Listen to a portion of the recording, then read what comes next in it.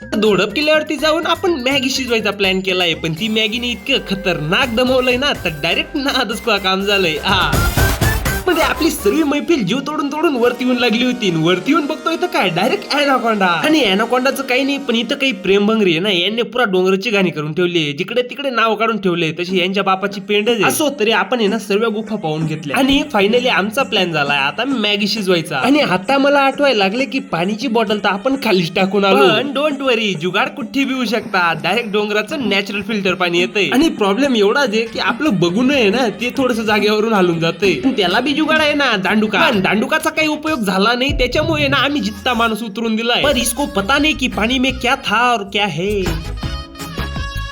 पण अपना काम तर हो गया. मग आहे ना आपण आपली डायरेक्ट मॅगी शिजायला टाकली आणि इथे जाळ फुकून फुकून इतके अर्धे झालो ना बो. इतकं काम जर घरी केलं असतं ना घरच्यांनी डायरेक्ट ऑस्कर देऊन दिला, पण तरी पण आपली मॅगी शिजून गेली. आम्ही आपली मॅगी घेऊन डायरेक्ट आपल्या दोडप डोंगराच्या खिंड येऊन बसलो. आता तुम्ही कोणत्या मित्राबरोबर दोडप डोंगरावर येणार आहे त्या मित्राला यो व्हिडिओ नक्की शेअर करा. आतापर्यंत लाईक आणि फॉलो करून घ्या. Bye bye.